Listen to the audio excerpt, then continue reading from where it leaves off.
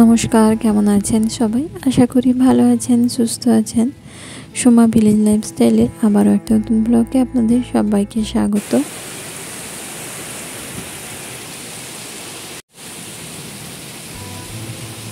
আর এখন বাজে সকাল 8:30। এখন থেকে ব্লগটা শুরু করছি আপনাদের সাথে নিয়ে। আর আজকে ব্লগ শুরু করার সময় দেখুন কিভাবে ওয়েদার আজকে খুব খারাপ ওয়েদার, কারণ প্রচণ্ড মেঘ ঢেছে। 8:30টার সময় পুরো অন্ধকার মতো হয়ে গেছে, বুঝতেই পারবেন না এখন 8:30 কি 5:30। যেরকম অন্ধকার ওয়েদার হয় ভোরবেলা, ওরকম ওয়েদার। আর খুব বৃষ্টিও হচ্ছিল, মাঝে মাঝে বাজও পড়ছিল, তারপর বাতাসও বইছিল। খুব বৃষ্টি প্রায় 8:30 থেকে শুরু হয়েছে, প্রায় 9:30 পর্যন্ত এটা হয়েছে। তারপর বৃষ্টির জন্য কারেন্টও চলে গেছে। আর চারপাশে এত হাওয়া বাতাস, ঝোড়ো বাতাস মতো হচ্ছিল না, আমি রান্না করতেও যাইনি আর কোনো কাজও করতে পারছিলাম না। তারপর বৃষ্টি একটু কমতে আমি ওই ছেলের জন্য একটু ডালিয়া বসিয়ে দিয়েছি। ছেলে যেহেতু খেয়ে স্কুলে যাবে বললো, যেহেতু ওয়েদারটা কেটে যেতে ও বললো স্কুলে যাবে, সেই জন্য আগে ওর জন্য ডালিয়াটা বসিয়ে দিলাম। ডালিয়ার খিচুড়ি করব, তার জন্য আমি কি করেছিলাম, কড়াইতে তেল দিয়ে তার মধ্যে জিরে ফোড়ন দিয়ে তারপর তেজপাতা ফোড়ন দিয়েছি। তেজপাতাটা জিরেটা ফুটে উঠলে ওর মধ্যে আমি সবজিগুলো দিয়ে দিয়েছি। এখানে আমি বিনস আর আলু দিয়েছি, দিয়ে লবণ দিয়ে ভালো করে ভেজে নিয়ে ওর মধ্যে আদা, হলুদ, লঙ্কার গুঁড়ো, টমেটো দিয়ে কষিয়ে নিয়ে ওর মধ্যে ডালিয়াটা দিয়েছি। তারপর ডালিয়াটা একটু নেড়ে নিয়ে ওর মধ্যে জল দিয়ে দিয়েছি। আর জলটা আমি যতটা ডালিয়া দিয়েছি তার ডবল জল দিয়েছি। ধরুন 1 বাটি ডালিয়া দিলে আমি 2 বাটি জল দিয়েছি, তার মধ্যে আমি 2.5 বাটি জল দিয়েছি। এতে খিচুড়ি হবে একটু পাতলা পাতলাই থাকবে। আর ডালিয়াটা দেওয়ার আগে না একটু শুকনো খোলায় নেড়ে দেবেন, দেখবেন ডালিয়াটা অত ঘেঁটে যায় না। শুকনো খোলায় নেড়ে নিয়ে তারপর ধুয়ে আমি ডালিয়াটা দিয়েছিলাম। তারপর চলে এসেছি বিছানাটা গোছাতে, বিছানাটা ভালো করে গুছিয়ে দিলাম। আর এই গাছটা না লাগিয়েছি, কী গাছ জানি না, আগে যে একটা ছোট গাছ লাগিয়েছিলাম ওই গাছের মতো দেখতে, আমাদের বাড়ির পাশেই হয়েছিল। আমি তুলে এনে একটা বোতলের মধ্যে এরকম কাটিং করে লাগিয়েছি। কী গাছ অবশ্যই কমেন্ট করে জানাবেন। তারপর ফ্রিজে জল জমা হয়ে গেছিলো, যেহেতু কারেন্ট নেই সেই জন্য ফ্রিজের জলটা জমা হয়েছিল, সেটাও ফেলে দিলাম। তারপর ছেলেকে খেতে দিয়ে দিলাম। আর বৃষ্টি হওয়ার সময় না এইভাবে যেখানে আমাদের খাওয়া দাওয়া হয় এইভাবে জল পড়েছে, এতটা বৃষ্টি হয়েছে যে অ্যাসবেস্টার থেকেও জল পড়ছিল। তারপরে একটু ওয়েদার ফাঁকা হয়েছে এইভাবে, কিন্তু মেঘ কাটেনি, ওই ওয়েদারটা একটু বৃষ্টিটা ছেড়েছে। তারপর ছেলে যখন স্কুল যাবে বললো, ওকে রেডি করে দিয়ে আমি ঘর মুছতে চলে এসেছি। আর আজকে তো সোমবার, আর এটা হচ্ছে চৈত্র মাসের প্রথম সোমবার। চৈত্র মাসের সোমবার আগে আমি করতাম, আগে আমি উপোস থাকতাম এই চৈত্র মাসের সোমবারে। এখন আর উপোস থাকি না, ভাবছি আজকে একটু মন্দিরে যাব, তাই কাজগুলো একটু তাড়াতাড়ি শেষ করার চেষ্টা করছিলাম। কিন্তু হঠাৎ বৃষ্টি আসার জন্য না কোনো কাজই ঠিকমতো হলো না। আর এই ব্রতটা এই চৈত্র মাসের সোমবার ব্রতটা একটু নিয়ম বেশি, ধরুন মন্দিরে যখন পুজো নিয়ে যাব সেই মন্দিরেই খেয়ে আসতে হবে, আর বাড়িতে এসে কিছু খাওয়া যাবে না। আবার বাড়িতে ওই সূর্য ডোবার না, সূর্য ডোবার আগে যা খাবার খেয়ে নিতে হবে, ওটা সাবু ছাতু যে যেভাবে খেতে পারে খেয়ে নেয়।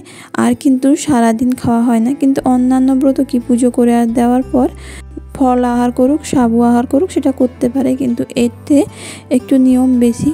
আর আমি এটা ছেড়ে দিয়েছি কারণ আমি ওই মার্চ মাসের দিকে একবার হসপিটালে ভর্তি হয়েছিলাম। আর তখনই চৈত্র মাস পড়েছিল প্রায় কাছাকাছি, খুব অসুস্থ ছিলাম, যেহেতু আমার শ্বাসকষ্ট আছে, সেই জন্য আমি হসপিটালে ভর্তি হয়েছিলাম। সেই জন্য খুব অসুস্থ হওয়ার জন্য আর ব্রতটা ছেড়ে দিয়েছি। এমনি আমি কি করি, প্রত্যেক সোমবারই আমি নিরামিষ ভাত খাই। আর ওই উপোসটা দেওয়া হয় না, এমনি পুজো দিয়ে এসে বা বাড়িতে পুজো করে তারপর আমি ভাত খেয়ে নিই। প্রত্যেক সোমবার আবার পুজো দিতে যাই না, হয়তো চৈত্র মাসে 1-2 সোমবার আমি যাই। যেমন আজকে প্রথম সোমবার বলে যাব, তার জন্যই আমি একটু তাড়াতাড়ি কাজগুলো শেষ করে ভেবেছিলাম সকালবেলা শেষ করে যেতাম তাড়াতাড়ি, কিন্তু এই বৃষ্টির জন্য না কাজ শুরু করতেই 9:30 বেজে গেছে। এত বৃষ্টি হচ্ছিল, কোনো কাজও করতে ইচ্ছে করছিল না। আর ঘরটর তো মুছতেই পারতাম না বৃষ্টির জন্য, বৃষ্টি না কমলে। কারণ এই যে দেখেছেন ঘরের মধ্যে বারান্দাতে কত জল জমা হয়েছে, এগুলো বৃষ্টির জল, বৃষ্টির যে ছাদ এসছে না, ছাদ এসে এইভাবে জল জমা হয়েছে। আর আর বৃষ্টিটা এত পরিমাণে হয়েছে, তখন কোনো কাজ করা হয়নি, মোবাইল দেখে দেখেই টাইমটা চলে গেছিলো। আর এখন সব তাড়াহুড়ো করে কাজ শেষ করতে হচ্ছে, কারণ বাড়িতে শাশুড়ি নেই যে আমি রান্না করে রেখে দিয়ে যাবো। আমাকে রান্না করে খাবার টাবার গুছিয়ে দিয়ে শ্বশুরমশাই তারপর আমাকে যেতে হবে মন্দিরে। ঘরটা মুছে নিয়েছি, এবার ন্যাতাটা দিয়ে দেবো। তার জন্য গ্যাসটাকেও ভালো করে ধুয়ে মুছে নিলাম, কারণ এই গ্যাসে আমি ভাতটা রান্না করব, নিরামিষ ভাতটা। সেই জন্য ভালো করে গ্যাসটা ধুয়ে মুছে পরিষ্কার করে নিয়েছি। আমাদের যেহেতু দুটো গ্যাস নেই, সেই জন্য এই একটা গ্যাসের মধ্যে আমাকে নিরামিষ রান্নাটা করতে হবে। নিরামিষ বলতে আমার এখানে হাঁড়ি কড়াই সবই আলাদা। আর আমি হাঁড়ি কড়াই বলছি কেন, আমি এই চৈত্র মাস সোমবারে বেশিরভাগই সেদ্ধ ভাত খেয়ে কাটিয়ে দিই, কোন তরকারি ফরকারি খাই না। সেই জন্য একটা হাঁড়ি হলেই হয়ে যায়, কিন্তু সমস্ত বাসন আলাদা, জলও এই কলসি থেকে খাই না, সমস্ত কিছুই আলাদা। তারপর ন্যাতাটা দিয়ে দিয়েছি, ন্যাতাটা দিয়ে আমি এখানে উনুনটা ধরাবো, চলে এসেছি। উনুনটা ধরিয়ে ভাতটা বসিয়ে দেব। ভাতটা বসিয়ে আজকে করব ডাল আর শুক্তো, আর বিশেষ কিছু করব না, কারণ শাশুড়ি তো বাড়িতে নেই, শ্বশুরমশাই একা খাবে, আর আমি তো আমার আলাদা করে ভাত করব, সেদ্ধ ভাত। সেই জন্য শুধুমাত্র শ্বশুরমশাই খাবেন বলে একটু ডাল করব, শুক্তো করব, আর কয়েকটা ঢ্যাঁড়স ভাতে দিয়ে দেব। এই কটাই রান্না করব। উনুনটা ধরে গেছে, ধরিয়ে দিয়েছি। তার আগে ডালটা বসিয়ে দিই, তারপর ভাতটা বসাবো। আগে ডালটা সেদ্ধ হয়ে যাক আর তরকারিগুলো করে নিই, তারপর ভাতটা বসিয়ে দেব। এখানে আমি ডালটা সেদ্ধ বসিয়ে দিলাম। ডালটা সেদ্ধ হতে থাক, আমি আনাজগুলো করে নিই। আর আপনাদের কাছে অনুরোধ রইল, যদি আমার ব্লগটা সামান্য হলেও আপনাদের ভালো লেগে থাকে, প্লিজ চ্যানেলটিকে সাবস্ক্রাইব করে দেবেন এবং ভিডিওতে একটি লাইক দিয়ে দেবেন। আর যারা অলরেডি আমার চ্যানেলকে সাবস্ক্রাইব করে রেখেছেন তাদেরকে অসংখ্য ধন্যবাদ। রান্না করে নিয়েছি, রান্না করে তারপর বাড়ির পুজো করে এই যে আমরা বেরিয়ে পড়েছি। এখন আমি, আমার দুই কাকি শাশুড়ি যাবে, আমি আর আমার এক কাকি শাশুড়ি অপেক্ষা করছিলাম আর এক কাকি শাশুড়ির জন্য। এই যে সবাই মিলে টোটো পেয়েও গেছি, রাস্তায় আসতে সবাই মিলে যাচ্ছিলাম। আর তখন এইভাবে না মাইক করে বক্স বাজিয়ে ঠাকুর নিয়ে যাচ্ছিলো, কোথায় একটা পুজো হবে, তারও একটু ভিডিও করে নিলাম। তারপরে মন্দিরে চলে এসেছি। আর এই দেখুন সোমবারে মন্দিরে কত ফল বিক্রি হয় এবং খুব ভিড়ও হয়। আর কিন্তু আজকে বলছে খুব মার্কেট বা খারাপ, আজকে তেমন ফলও বিক্রি হয়নি এদের। আসলে বৃষ্টির জন্য তো লোকজন ঠিকমতো আসতে পারেনি, নাহলে সোমবার হলে কিন্তু খুব ভিড় হয় মন্দিরে। ফল টল কেটে নিয়েছি, তারপরে এই যে মন্দিরের ভেতরে গেছিলাম, পুজো দিয়ে চলে এসেছি। আর মন্দির ভেতরে যখন অঞ্জলি দিচ্ছিলাম তখন আর ভিডিও করতে পারিনি।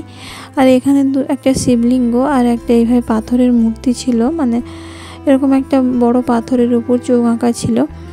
আর এখানে ছিল নন্দী মহারাজ। আর ওখানে একটু ধূপ টুপ ঘুরিয়ে দিয়ে তারপর মন্দির চারপাশে ধূপ ঘুরিয়ে নিয়ে আমাদের পুজো দেওয়াটা কমপ্লিট হয়ে গেছে। তারপর ওখান থেকে আমরা চলে এলাম মন্দির থেকে বাড়ির দিকে যাচ্ছি সবাই মিলে। এবার বাড়িতে এসে একটু বসে আড্ডাই দিচ্ছিলাম তিনজন। ওনারা দুজন ব্রত করেন, ওনারা ওই মন্দিরেই ফল খেয়ে এসছেন, আর কিছু খাবেন না। আর আমি তো এই সেদ্ধ ভাত করে গেছিলাম, এই আলু সেদ্ধ ভাত, এটা খেয়ে নিলাম। আর আজকের ব্লগটা এই পর্যন্ত, সবাই ভালো থাকবেন।